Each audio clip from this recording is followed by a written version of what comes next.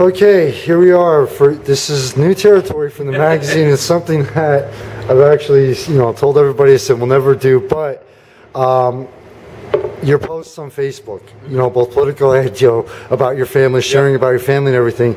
It's like, okay, and then if I started thinking about it, it's like the magazine can still remain neutral, but still do interviews with politicians, because basically, especially after the primary election and everything, I started thinking, walking around the city, it's like the main, like you see everything from, okay, here's the important issues, everybody has their own version of them, to you now see political action committees forming to fight political action committees, which is like kind of like par for the course at this point. It's like, hold it, people. This is actually, I'll let you introduce yourself before I get too far into the questions. My name is Mike Schlossberg. I'm the state representative for the 132nd District, which is West End, Center City, Allentown. I've been in office for a little less than a term right now, and I'm a Democrat. Okay. My first question, especially coming into the elections again, it seems like everybody has lost faith in the government. And I actually blame the people to a point. It's the fault of the people who are against government corruption, because all of a sudden they're saying, well, we have to change this because it's hopeless. Okay? But after thinking about it, it's, people don't believe that. They think that big business controls our government, but it doesn't. We still control our government from the local level up to the president. Am I correct or am I wrong about that? The biggest problem, I get asked a lot, well, you raise a lot of money as a politician. Not me personally, right. But I, among other elected officials, raise a lot of money as part of campaigning. And if I want to be in office and be able to affect the change that I want to do, I got to raise money. It's as simple as that, just like any other elected official. The truth about politics is that if the average American took as much time to independently research their politicians and candidates for office as they did to watch half of a TV series, we could eliminate corruption and bad politicians overnight. Because at the end of the day, voters do control this. They really absolutely do. I'm not saying that we're not at fault to some extent as a government for either not properly responding to people or for not communicating properly, but as long as people believe shiny political flyers and slick campaign commercials, there's going to be money in politics, and as long as there's money in politics, there are going to be opportunities and actual corruption. There's just no doubt about it. Voters have to take responsibility for their government, especially if they want appropriate representation. Okay, well, the statement I made on Facebook at the primaries was that it's actually a fairly simple solution. I looked at it as the government as being a business. Okay, we hired these people to do a specific job. The next time their contract's up, we can fire them. Yep. It can be taken as simple as that, essentially. There are people, and I see them in Harrisburg, I've seen them in Allentown, certainly there in Washington, who forget that we are sent here ultimately by a group of people to whom we are beholden and expected to represent our constituents. I'm lucky enough to call about 65,000 people in the city of Allentown my bosses, more or less. Unfortunately, I live on the East End, But the East Side, I was trying to figure out how to say that. The East Side, after the 2014 elections, most of the East Side comes into my district. I gain almost all of the East Side. I lose Center City. I keep the West End. I gain a little bit of. I do have a lot of respect for you as a politician. That's why I saw my reaction. And if you forget that that's why you are sent into office, you will get thrown out. And a great example of this was Eric Cantor, the Republican Majority Whip, one of the most powerful men in Congress, who got thrown out of office because he forgot where he came from. It gets very easy to develop that level of arrogance and to become that out of touch and become that insulated.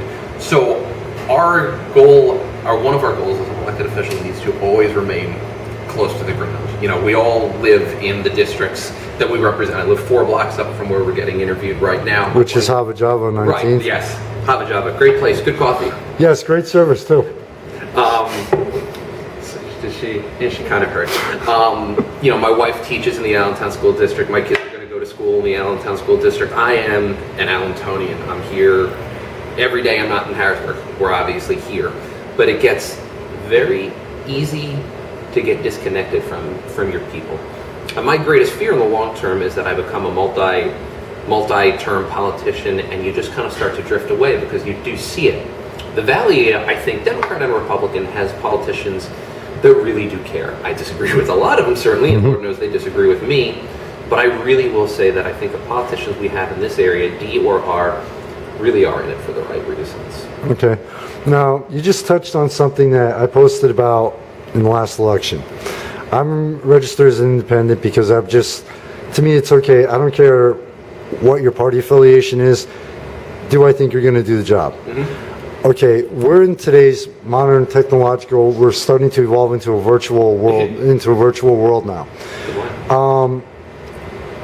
I thought, feel free to disagree with me on this, but maybe it's time we started looking at maybe not so much eliminating the parties, but for the politicians to say, okay, not so much stress that they're a Democrat or Republican is part, but more of, okay, this is what I will try to do. Let's forget about the label. Well, I may be totally off base on this. No, I got you. You can't there's no legal way you can eliminate a political party, and in every modern democracy, some form or fashion does have political parties. I mean, that's the way democracies are always structured, and parties do have legitimate roles. They assist voters in terms of identification. If somebody says they're a Democrat or they're a Republican, generally speaking, people know that they're going to represent a core set of principles, so it kind of provides that intellectual cheat sheet. The problem isn't so much the parties as just to the extent that they have been taken, and there have been so many studies that showed just how much more polarized Congress and legislators and governors have been. I think the most successful politicians in the Lehigh Valley are the ones that have kind of occupied an ideological middle, or maybe no ideology at all, but instead are much more pragmatically based. I like to think that that's where I have been as well. I am, on social issues, I am a big progressive. I am pro-choice, pro-LGBT rights, in favor of gun control. I'm very liberal, certainly, on a lot of those hot-button issues. But on the economic issues is where I tend to find myself occupying more of a middle. And I'd actually bet that most Republicans in the area kind of feel pretty similarly. You have folks who, on fiscal issues, the Republicans, I would say, are probably more far to the right on fiscal issues, but more moderate on social issues. Okay. Our congressman actually is a pretty good example of that. He certainly is a Republican and is a conservative, but has taken a real moderate stance on a lot of social and I guess to some extent fiscal issues that has been very popular at home. Okay. Now, you mentioned gun control. I just to give an example, okay, where that was a hot issue for a time, and it's like everything else. It hits the peak, fades off, comes back up, hits a roller coaster ride. And it's going to keep popping up. But here's, what do you think, as a politician, and also as a human being? I told people, I said, I know nothing about the actual laws itself. I said, but you could pass the strictest gun control laws that the human race will ever encounter. Mm-hmm. But the first thing you do is have to get the guns off the streets. Mm-hmm. Because you can't buy it at Walmart, you can't buy it online, you can't buy it at a gun show. Okay, go down to Philadelphia, you can buy them at 100 street corners. Well, and beyond guns are without a doubt one of the most emotional and hot button issues that we face. Now, that being said, if we operate under the assumption that we shouldn't pass stricter gun control laws because people won't listen, then why would we bother having it? Well, I wasn't saying don't pass stricter laws. No, I'm just saying in that argument in general, there's no way anything we do with gun control, just like anything we do, will be 100% effective. But if it'll even be a little bit effective, we have an obligation to try. And there are people as conservative as someone like Senator Toomey who's actually tried to enact stricter limits on guns because the availability of deadly weapons in this country is just absolutely out of control. We have more access to weapons than any other civilized Western democracy, and we also have a higher murder rate and a higher gun crime rate. It's this idea that enacting gun control won't do any good is just absurd. We have to be better at controlling the availability of military-style weapons in our communities. That's a no-brainer. Well, basically, you actually have me thinking on your response, and basically, one of the solutions would be to spend more money on law enforcement to get these. Absolutely. Because in a lot of cases, the main way you can get the military-style weapons is off the streets. Yep. So basically to improve our law enforcement and give them a little more power to say, to get them off the streets. And then, like with myself, chances are I never had a criminal record in my life. So if I'd want to go out and get a handgun for my own protection and a permit to carry, I wouldn't have a problem, I'm sure. But we should keep it that way, by the way. If someone wants to be able to buy a weapon and they don't have a criminal or mental illness background, they should be able to buy a weapon. Right. I mean, there's certain limits I think we should enact, but whether we like it or not, people should be able to buy weapons provided they meet a certain set of criteria, including, no mental issues, no history of domestic violence, restraining orders, PFAs, and no criminal record. Right. If someone like you or me, why not? Yeah.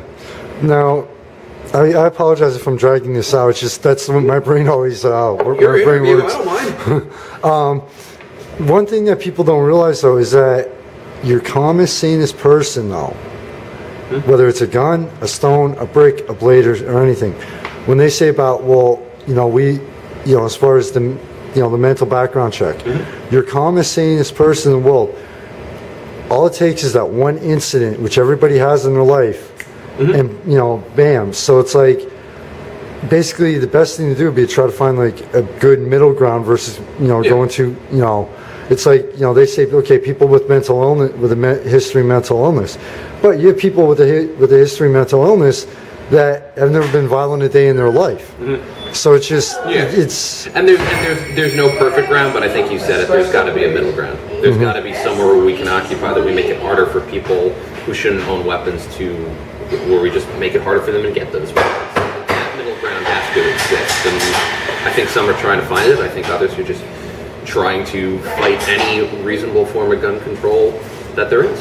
Like I say, that's just one of the issues that I know. Yes. In fact, I actually pay attention to the news on occasion, and I'm just like, okay, it's like, okay, which leads into my next question. Obviously, you go by what your constituents want, and you generally care. But with all the major issues facing our country, from possibly going back into Iraq, gun control, equal rights across the board, race, color, whatever, immigration now, illegal immigration now, gangs, violence, the whole package.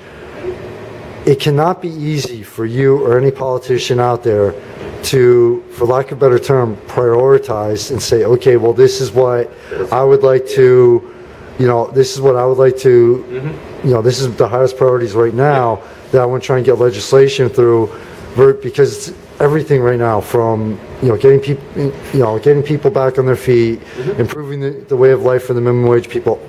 Everything is it seems like it's top priority in this country. It cannot be easy for any politician out there. And every politician has a set of priorities that are developed, at least theoretically, by the people that they represent.